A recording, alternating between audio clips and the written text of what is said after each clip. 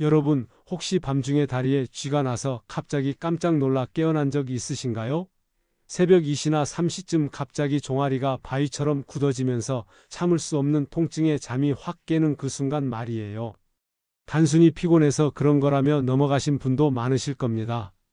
하지만 때로는 이 작은 신호가 심각한 질환의 경고일 수 있다는 사실 알고 계셨나요?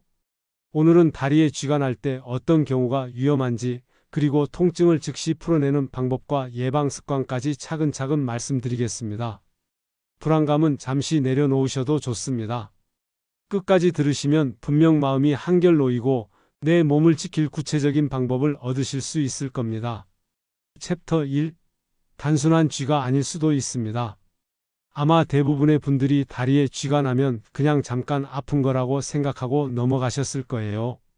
그런데 밤마다 찾아오는 극심한 종아리 통증이 단순히 근육 문제로만 볼 수 있을까요? 특히 한쪽 다리에만 집중되거나 부기까지 동반된다면 더 큰 위험의 신호일 수 있다는 걸 꼭 말씀드리고 싶어요.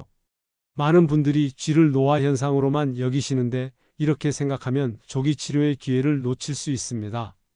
나이가 들면서 자연스럽게 나타나는 증상이라고 체념하기보다는 내 몸이 보내는 신호에 조금 더 귀 기울여 보시는 건 어떨까요?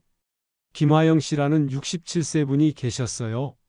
작은 동네에서 30년 넘게 서점을 운영해 오신 분이었는데 어느 날부터 한 달 넘게 새벽마다 종아리 쥐로 고생하기 시작했습니다. 처음에는 그분도 별거 아니라고 생각하셨어요. 하루 종일 서서 일하시니까 다리가 피곤해서 그런가 보다, 나이가 들어서 그런가 보다 하면서 참고 넘기셨거든요. 그런데 시간이 지날수록 쥐가 나는 빈도가 늘어났어요. 처음에는 일주일에 한두 번이었는데 나중에는 거의 매일 밤마다 찾아오더라고요. 그분은 밤에 쥐가 나면 벽에 발을 대고 스트레칭도 해보고 파스도 붙여보고 마사지도 해봤지만 일시적으로만 나아질 뿐이었습니다. 더 걱정스러운 건 쥐가 나는 쪽 다리에 조금씩 붓기가 생기기 시작한 거였어요. 처음에는 양말 자국이 조금 깊게 패이는 정도였는데 점점 발목 부근이 통통해지는 게 눈에 보였습니다. 그때서야 뭔가 이상하다 싶어서 병원에 가보셨는데 다행히 혈관에 문제가 있다는 걸 조기에 발견할 수 있었어요. 의사 선생님 말씀으로는 혈액순환에 문제가 생기면서 다리 근육에 충분한 산소와 영양소가 공급되지 않아 쥐가 반복적으로 생겼던 거라고 하더라고요. 만약 그분이 계속 그냥 넘겼다면 더 큰 문제로 이어졌을 수도 있었다는 이야기였습니다. 다행히 조기에 발견해서 적절한 치료를 받으시고 지금은 밤잠도 편히 주무시고 계세요. 이처럼 증상을 무시하지 않고 관찰하는 것이 생명을 지키는 첫걸음입니다. 해결책은 생각보다 간단해요. 반복되는 쥐가 있다면 언제 어느 쪽 다리에 얼마나 오래 지속되는지 간단하게라도 기록해 두시고 붓기나 색깔 변화 같은 동반 증상이 나타날 때는 병원 진료를 서두르시면 됩니다. 오늘부터는 그냥 쥐 났나 보다 하고 넘기지 말고 내 몸이 보내는 신호에 귀 기울여 주세요. 혹시 지금도 자주 쥐가 나고 계신 분이 있으시다면 한 번쯤은 전문의의 도움을 받아보시는 것도 좋겠어요. 챕터 2. 왜 쥐가 나는 걸까요? 그럼 도대체 왜 다리에 쥐가 나는 걸까요? 원인을 알아야 제대로 대처할 수 있겠죠? 쥐가 나는 원인은 생각보다 다양합니다. 갑자기 늘어난 활동량, 수분과 전해질 부족, 혈액순환 장애, 특정 약물의 부작용, 잘못된 수면 자세, 그리고 노화에 따른 근육량 감소가 복합적으로 작용해서 나타나는 경우가 많아요. 특히 50대 이후에는 근육량과 신경 전달 속도가 조금씩 줄어들면서 젊었을 때는 아무렇지 않던 작은 요인에도 쉽게 쥐가 생기기 시작합니다. 마치 예전에는 괜찮던 문이 습도가 조금만 높아져도 잘 안 열리는 것처럼 말이에요. 유선미 씨라는 70세 분의 경우를 한번 들어보세요. 평소에는 동네 한 바퀴 산책하는 정도만 하시던 분이었는데 손주들이 놀러와서 갑자기 근처 산에 등산을 다녀오셨어요. 그분에게는 평소보다 훨씬 격한 운동이었던 거죠. 그날 밤부터 며칠간 밤마다 다리에 쥐가 나서 잠을 제대로 못 주무셨다고 해요. 근육이 급격한 운동량에 적응하지 못했던 거였어요. 평소 조금씩 사용하던 근육들이 갑자기 많은 일을 하게 되면서 근육 내 노폐물이 쌓이고 미네랄 균형이 깨지면서 쥐가 생긴 거였거든요. 그분은 이후에 충분한 휴식을 취하고 스트레칭을 꾸준히 하시면서 점차 증상이 나아졌습니다. 또 다른 사례로 정태우 씨라는 65세 분이 계셨어요. 은퇴 후에도 세무 관련 일을 조금씩 하고 계셨는데 고혈압 때문에 복용하던 이뇨제를 다른 종류로 바꾼 후 자주 쥐가 나기 시작했어요. 이뇨제는 몸에서 수분과 함께 나트륨, 칼륨 같은 전해질도 함께 배출시키는데 이 균형이 깨지면서 근육 수축에 문제가 생긴 거였죠. 그분은 담당 의사 선생님과 상의해서 전해질 보충제를 함께 복용하기 시작했어요. 동시에 물도 조금 더 마시고 바나나나 오렌지 같은 칼륨이 풍부한 과일도 의식적으로 드시면서 점차 쥐가 나는 빈도가 줄어들었습니다. 약을 바꾼 후 몸에 변화가 생겼다는 걸 의사에게 정확히 전달한 것도 해결책을 찾는 데 큰 도움이 됐어요. 해결책은 결국 원인을 찾고 그에 맞게 관리하는 거예요. 내 생활 습관은 어떤지, 하루에 물을 얼마나 마시는지, 현재 복용 중인 약물은 없는지, 최근의 운동량이나 일상 패턴의 변화는 없었는지 차근차근 돌아봐야 합니다. 혹시 여러분도 최근에 다리 쥐가 자주 나신다면 지난 한두 달 동안 생활에 어떤 변화가 있었는지 한번 생각해 보세요. 하루 물 섭취량을 1리터 반에서 2리터 정도로 유지하시고 새로운 운동을 시작할 때는 갑자기 무리하지 마시고 천천히 강도를 늘려가시길 권해드려요. 챕터 3. 이럴 때는 응급 상황입니다. 대부분의 다리 쥐는 시간이 지나면 자연스럽게 풀리고 일상생활에 큰 지장을 주지 않아요. 하지만 어떤 경우에는 절대 지켜봐서는 안 되고 즉시 병원에 가야 하는 상황들이 있습니다. 이런 신호들을 놓치면 정말 위험할 수 있거든요. 대표적인 응급 신호들을 말씀드리려. 먼저 한쪽 다리에만 심한 붓기가 생기는 경우, 쥐가 풀린 후에도 계속해서 통증이 지속되는 경우, 다리가 창백해지거나 평소보다 차갑게 느껴지는 경우, 쥐와 함께 숨이 차거나 가슴이 답답한 증상이 나타나는 경우, 그리고 다리에 힘이 빠져서 제대로 걷기 어려운 경우입니다. 혹시 이런 증상들 중에 경험해 보신 게 있으신가요? 만약 있으시다면 절대 혼자 해결하려고 하지 마시고 바로 응급실로 가셔야 해요. 박미정 씨라는 69세 분의 경험을 들려드리려. 동네에서 작은 미용실을 운영하고 계신 분이었는데 어느 날 새벽에 갑자기 종아리에 극심한 쥐가 났어요. 평소에도 가끔 쥐가 났던 터라 처음에는 별거 아니라고 생각하셨죠? 그런데 이번에는 좀 달랐어요. 보통은 몇 분 정도 아프다가 풀리면 괜찮아지는데 이번에는 쥐가 풀린 후에도 하루 종일 종아리가 계속 아팠어요. 걸을 때마다 찌릿찌릿한 통증이 올라오고 만져보니 근육이 평소보다 딱딱하게 굳어 있는 것 같았어요. 미용실 일을 하면서도 계속 다리가 신경 쓰이고 아파서 결국 저녁에 병원 응급실로 가보셨어요. 검사를 해보니 근육 내에 작은 출혈이 있었다고 해요. 쥐가 나면서 근육이 과도하게 수축하는 과정에서 근육 섬유 일부가 손상되고 그 부위에서 출혈이 생긴 거였죠. 의사 선생님 말씀으로는 조기에 와서 다행이라고, 만약 계속 방치했다면 근육 손상이 더 커질 수 있었다고 하더라고요. 그분은 며칠간 안정을 취하고 염증을 줄이는 치료를 받으신 후 완전히 회복하셨어요. 지금도 가끔 쥐가 나긴 하지만 예전처럼 심하지는 않고 뭔가 이상하다 싶으면 바로 병원에 가는 습관을 기르셨다고 해요. 또 다른 경우로 한기문 씨라는 58세 분이 계셨어요. 연구소에서 일하시는 분이었는데 해외 출장차 장시간 비행기를 타고 온 다음 날 한쪽 다리에 심한 통증과 붓기가 생겼어요. 처음에는 오래 앉아 있어서 다리가 붓는 건가 싶었는데 시간이 지나도 붓기가 빠지지 않고 오히려 더 심해지더라고요. 다리를 만져보니 한쪽은 따뜻한데 다른 쪽은 차갑고 색깔도 약간 푸르스름하게 변해 있었어요. 이상하다 싶어서 바로 응급실로 갔는데 혈전 즉 피떡이 생겨서 혈관을 막고 있다는 진단을 받았어요. 소위 말하는 이코노미 클래스 증후군이었던 거죠. 다행히 초기에 발견해서 혈전을 녹이는 치료를 바로 받을 수 있었어요. 의사 선생님 말씀으로는 만약 조금 더 늦었다면 혈전이 폐로 이동해서 생명이 위험할 수도 있었다고 하더라고요. 그분도 지금은 완전히 회복하셨고 장시간 앉아 있을 때는 중간중간 다리 운동을 하는 습관을 기르셨어요.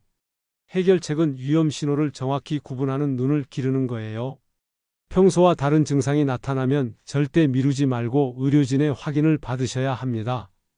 특히 한쪽 다리에만 증상이 나타나거나 다른 신체 부위에도 함께 증상이 생기는 경우에는 더욱 신속하게 대응하셔야 해요. 냉장고에 다리쥐 응급신호 체크리스트를 붙여 두시고 가족분들과 함께 공유해 두시면 언제든 안심할 수 있을 거예요. 챕터 4. 통증을 바로 푸는 즉효 방법. 그럼 실제로 쥐가 났을 때 어떻게 하면 빨리 통증을 풀 수 있을까요? 몇 가지 즉효성 있는 방법들을 알려드릴게요. 먼저 많은 분들이 모르시는 신기한 방법 하나부터 말씀드리면 쥐가 났을 때 입술 중앙 부분을 강하게 꼬집어 보세요. 이게 정말 신기한데 신경반사 작용을 이용한 방법이에요. 얼굴의 신경과 다리 근육을 조절하는 신경이 뇌에서 연결되어 있어서 입술을 자극하면 다리 근육의 긴장이 풀리는 효과가 있어요. 물론 모든 사람에게 다 효과가 있는 건 아니지만 시도해 볼 만한 가치가 있는 방법이에요. 그 다음으로 가장 기본적이면서도 확실한 방법은 다리를 곧게 펴고 발끝을 천천히 몸쪽으로 당기는 스트레칭이에요. 이때 너무 급하게 하지 마시고 천천히 근육이 늘어나는 느낌이 들 정도로만 당겨주세요. 오지훈 씨라는 63분의 경험을 들려드릴게요. 서예를 가르치시는 선생님인데 어느 날 새벽에 양쪽 다리에 동시에 쥐가 나서 정말 당황스러우셨다고 해요. 한쪽 다리는 손으로 어떻게 해볼 수 있는데 양쪽 다 아프니까 어떻게 해야 할지 모르겠더라고요. 그때 생각난 게 예전에 어디선가 들었던 입술 자극법이었어요. 반신반의하면서 입술 중앙을 강하게 꼬집어 봤는데 정말 신기하게도 10초 정도 지나니까 양쪽 다리 통증이 동시에 완화되기 시작했어요. 그 후에 침대에서 일어나 벽에 손을 대고 발목 굴곡 스트레칭을 천천히 해주니까 완전히 풀렸다고 하시더라고요. 그분은 그 이후로 가끔 쥐가 날 때마다 이 방법을 사용하고 계시는데 생각보다 효과가 좋다고 말씀하세요.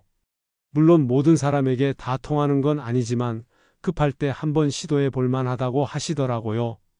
또 다른 사례로 문정혜 씨라는 71세 분이 계셨어요. 작은 식당을 운영하고 계신 분인데 허리가 좀 안 좋으셔서 쥐가 났을 때 몸을 굽혀서 발을 잡기가 어려우셨어요. 그래서 다른 방법을 찾다가 벽을 이용한 스트레칭을 하게 되셨죠.